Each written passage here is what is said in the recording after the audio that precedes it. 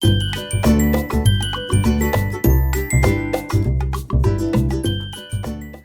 hello, good evening, and welcome back to my channel. My name is Faye, and this is Fairy Floss Creates, a floss tube channel slash craft tube channel, all about all the creative things that I get up to during the week. And today's video is going to be all about my course that I'm doing. So 2 or 3 months ago, I signed up upon a City and Guilds level 2 course in hand embroidery.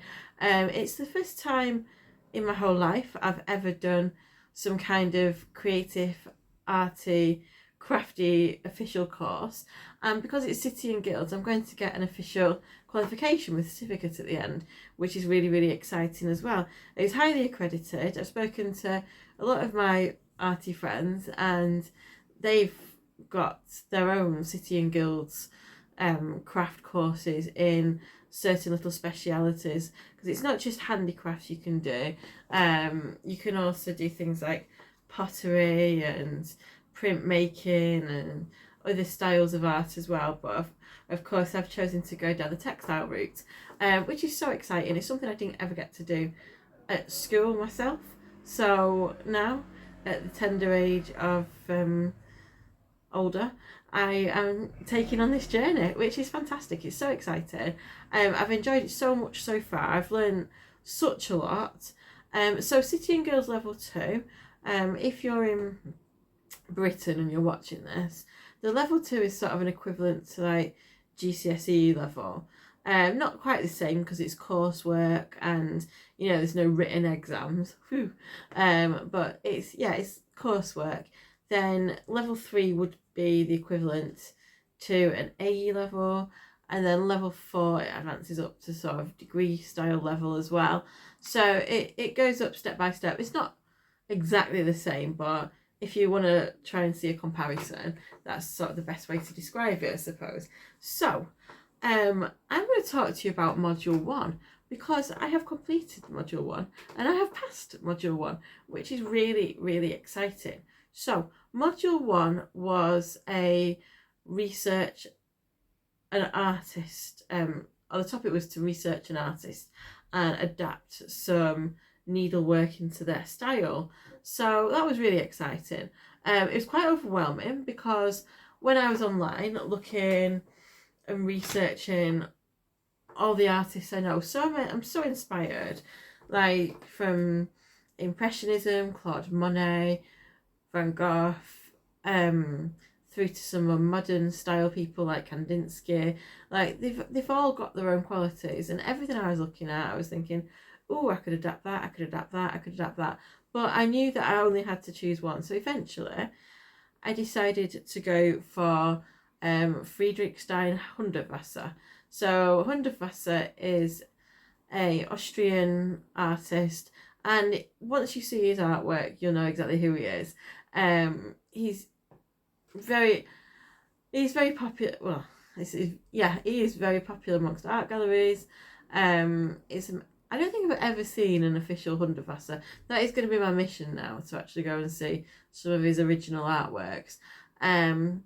But yeah, I saw his style and I just thought, that's absolutely what I want to do. So a couple of fun facts about Hundertwasser. I'm just going to pop a little PowerPoint that I made on the screen now, just to show you all about him. So here are some fun facts about Hundertwasser. Please do freeze the screen if you want to read them in a bit more detail. So why did I choose Hundertwasser's style?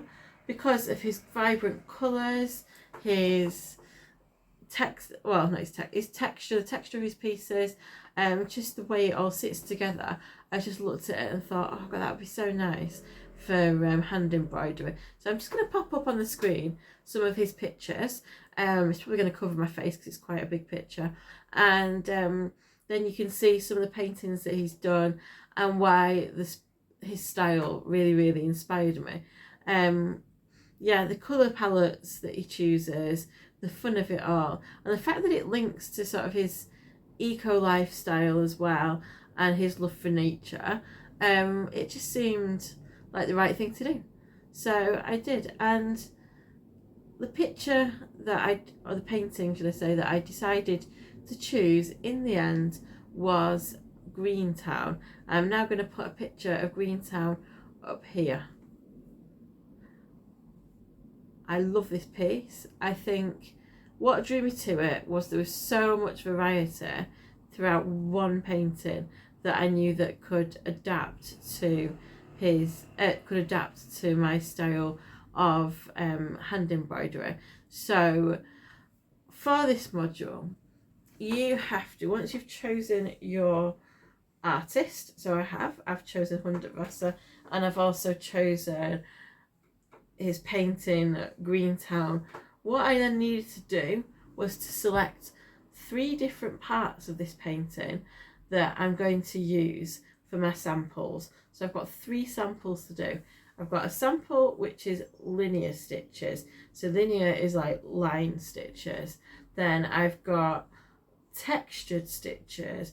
Textured stitches is showing that they can either be close together, separated to give it a bit of space, on top of each other. It is what it says. It's building texture onto the piece just by using hand embroidery stitches.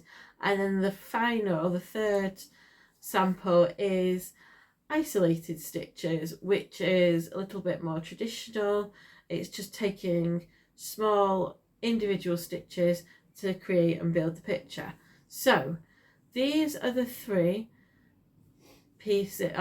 samples from the piece that I chose, and when I put them up on the screen now, I think you'll understand why I chose them for the 3 samples. I mean, it was quite hard because there's just so many different areas of the piece that I wanted to take apart, you know, and it would be amazing to adapt the whole thing in one go and do like a mega piece, but no, I stuck to what the remit said. So what I'm going to show you first is my linear piece. So the linear was like the middle part of the painting, which was where all those beautiful green lines just sort of flowed down. So for this, I used a whole green palette of lots of different lovely silks and threads that I'd found, luckily in a charity shop, in a really beautiful selection. It was just ideal, to be honest. And this is how it turned out. So this is my linear stitches, and if you go on my Instagram, there are some close-ups of this as well, and I might try and pop some close-ups at the end as well of this YouTube video. So yeah, this is what I did, and if I zoom in a bit, you can see I have used quite a selection of different stitches. Along here there's chain stitch, running stitch, feather stitch, whipped running stitch, straight stitch, split stitch, stem stitch, couching stitch, and there is also a bit of traditional cross stitch on there as well. And this was a lot of fun. I really enjoyed doing this because I could just pick and choose which stitch I wanted to do for the next line, and which colour I wanted to use, try to mix it up a little bit, and I could have kept adding to it, but I thought I'll quit now, otherwise it might end up getting a bit too busy. It might get a bit too cramped. I thought this is absolutely fine, this is perfect, and this is where I got up to. So that is my linear stitches. So I think that was potentially my favourite one. The next one I'm going to show you is my isolated stitches. This is the one that I think I did last of the 3, and I feel like I could have done a little bit more to this one. I'm not sure I was totally happy with the outcome of this. Also, this fabric that it's on, I dyed myself. I used the ice dyeing method after watching a couple of videos online and decided to have a go of it myself. It's worked for some pieces. I I do regret my choice a bit for this. It just didn't come out though. Oh, it looks alright in this light actually. It didn't come out quite as well as what I was hoping, but you get the general gist of what I was going for. So I chose these trees for the isolated stitch because I thought it'd just be nice to fill in the trees with lots of little leaves. I definitely could have added more leaves to this, but I was running out of time by the end. I was at that stage where I've been doing it for so long that I just kind of wanted to wrap it up a little bit. But I like that I managed to fit in, I don't know if you can see, these little clusters of French knots just all sitting together. Now, anyone that's a cross stitcher watching this will know the pains of French knots. Now, French knots on Ada are ridiculous. It shouldn't even be a thing. However, doing French knots just on regular cotton like this is actually so much easier. So if you're a cross stitcher thinking I hate French knots, just get a piece of cotton, an old t-shirt, put it in a hoop and keep French knotting, and you'll get so much more used to it than trying to do it on Ada where there's already a ton of holes everywhere that don't need to be there. So yeah, I'm happy with the composition of this, but definitely could have changed some colours about, and I could have added some more of those little teeny tiny leaves and made it a little bit more busy. But apart from that, it was really good fun. And for this one, I have got a list, I can't memorise all my stitches.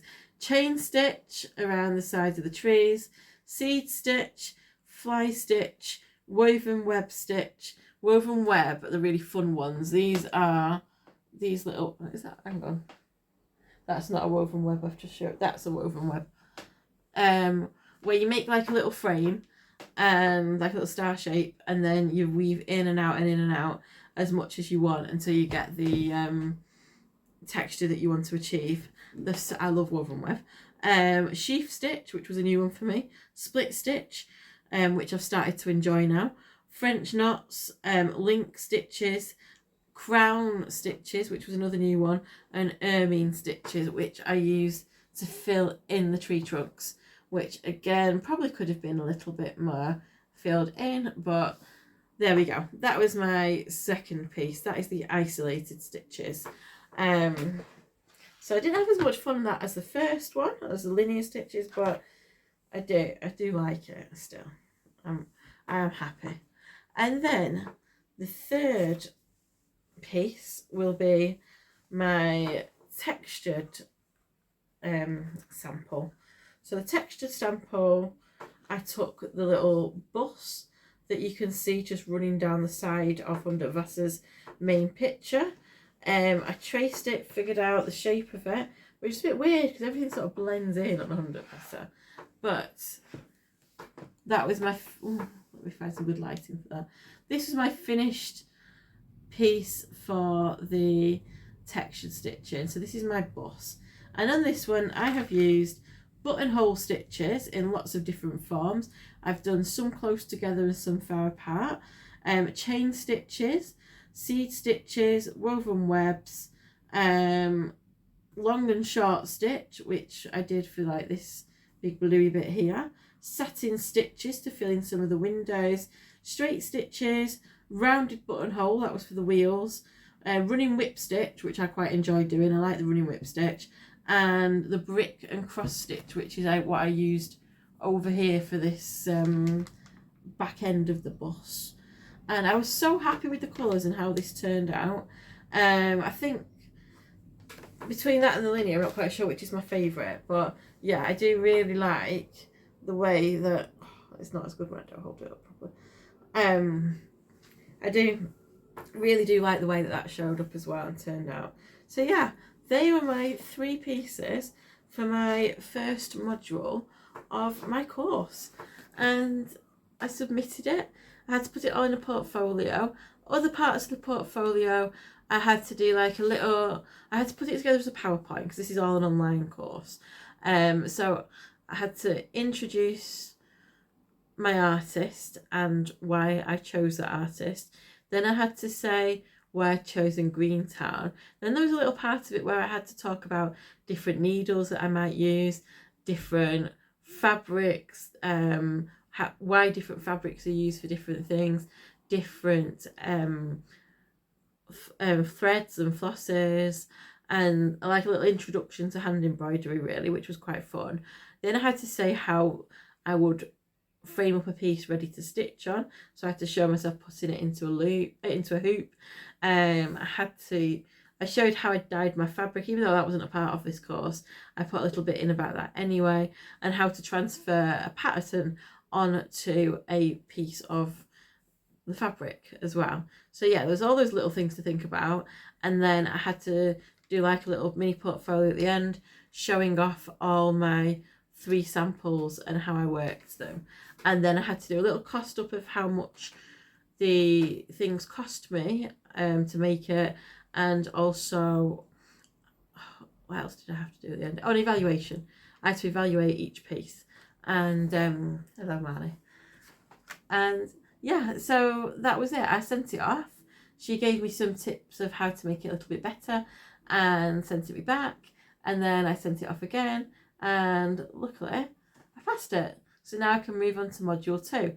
So module 2, which I'm working on right now, is actually more of an art-based module than stitching. I actually don't think I get to do any stitching in this module, because it's all about exploring colour and line and texture of pieces. So I'm currently looking at colour theory and learning quite a lot about that, which is exciting.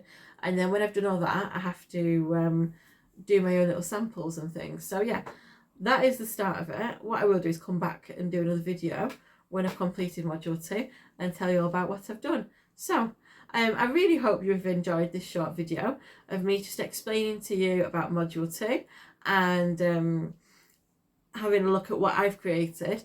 If you go on their website, which is the School of Stitch Textiles, that's who I'm learning through, then you'll see lots of other people's amazing different styles and different mediums as well. So I've chosen to do hand embroidery. You can also do felting, you can do knitting, crocheting, machine embroidery, what's it called, quilting and patchwork. I had to draw a hexagon with my finger then to remember what I was talking about. And yeah, there's so many different things you can do. Like it's wonderful. It's a really, really creative course. And so yeah, thank you very much for watching.